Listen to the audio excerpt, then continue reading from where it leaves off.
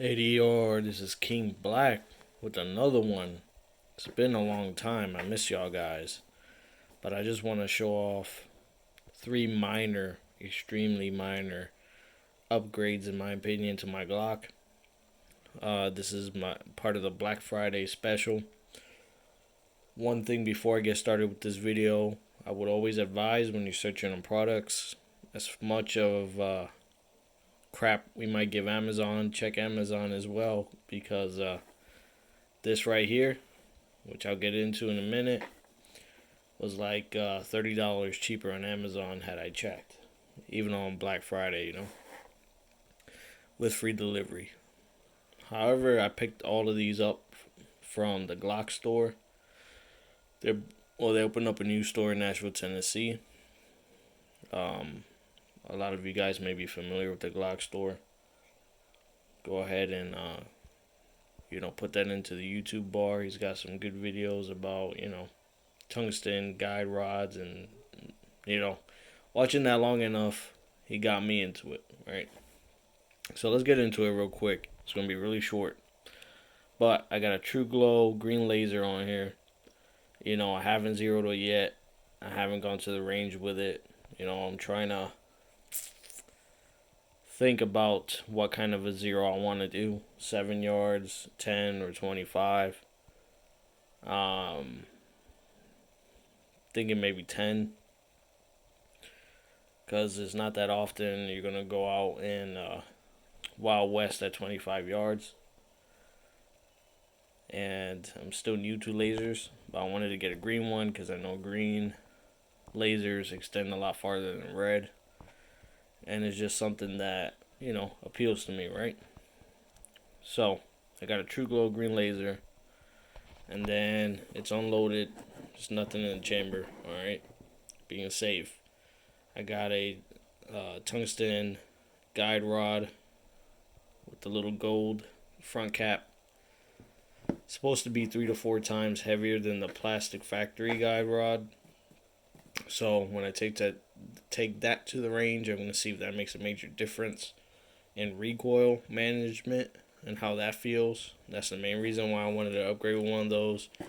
If I got one without any colors, it would have been about like $10, $10 to $15 cheaper. But being a Latin King, I had to get some gold in there somewhere. But I didn't want to go ahead and do the whole cheesy, gold everything, gold pins, gold trigger, all that stuff. Gold mag release, slide release. Didn't want to do all that. So I got that.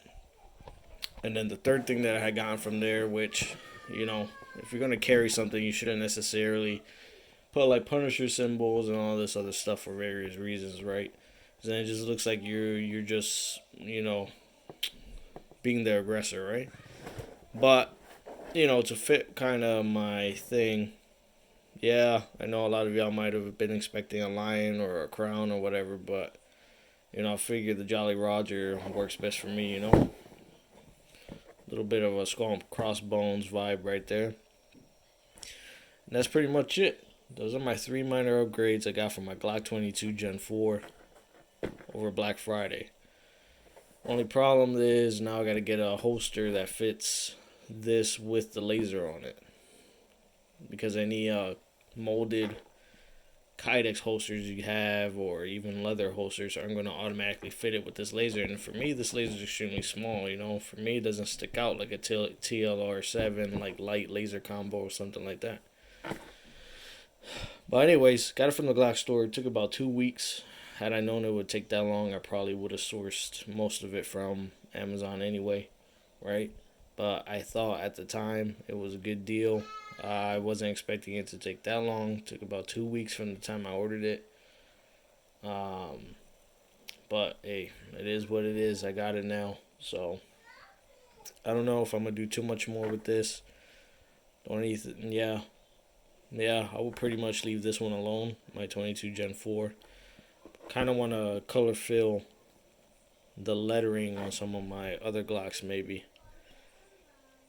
But do any of you guys have lasers on your Glocks, and what do you have yours zeroed for? Because just because you have a laser doesn't mean that you're gonna be beaming and hitting at point of aim at 100 yards, at 5 yards, and 10 yards. It's not the same. I don't know if y'all guys know that, but you gotta compensate, right? But anyways, so far the way I have it calibrated before taking it to the range, I pretty much have it directly in front of my front sight post when I'm aiming. So I might have to play around with that a little bit at the range. Wasn't that hard to install. It took about like 2 to 3 minutes, and it was done and over with. Uses those small little watch batteries too, so it's not going to be that much of an issue. The battery cover is right here, so I think it's going to be extremely easy to replace. And I didn't really need a flashlight, not for my Glock at least. I do have an O light, but that's paired to my MMP 2.0 and 40 cal. So different guns, different reasons. This is mainly my carry on me pistol right here. This and my Glock 19X. So let me know what you got come Black Friday, what y'all got firearms related. Now besides this, I got a bunch of ammo. I might make a separate video about that. Prices are higher than they used to be, of course, but nowhere near the COVID peak. So it is an alright time to buy some ammo, and with everything going on, might be time to restock again. But we'll talk about that in a different video. Just wanted to share that real quick. My 3 little very, very minor upgrades. I would leave the trigger alone. I took this to the range. Oh, the one thing I do want to touch on before I leave y'all. So I was shooting my Glock 45. And no, not the 45 cal, the Glock G45. It's a 9mm, right? Basically has all the features of a Gen 5, right? So I'm shooting that for the longest time at the range for about maybe a good half hour. And then I switch over to this, so I got some 9 and 40 action going on. Going from the 9 to this, I definitely felt, the recoil shift. It's hard if you just stay with one caliber and you go a week or two and then you shoot a different caliber. You might not notice the difference. But going directly from the 9 to the 40, it's basically the same frame and everything, right? But, just shoots a different caliber, different barrel, right? Definitely the kickback, I felt it in my wrist with the 40 cal versus the 9. I love both. I aim well with both. Hits well, but I definitely felt the kickback, and I definitely was reminded why I love the 40. Besides the bigger cavity and all that, I mean, you can make an argument with 9mm defensive ammo. I don't care, but me, I just prefer a 40. It's a good mid spot. I don't feel like I need 45, and on top of that, 45 cal is so expensive anyway compared to 40. I mean, I'm already paying like almost $16 to $18 a box for 40 cal versus 45. You're looking at 22 a box, right? And then 9s, you can get them 12, 13, 14, depending on the specials. So, hey. But anyways, I'll leave it here for now. ADR, glad to be back. Glad y'all still around and watch me. This is King Black out.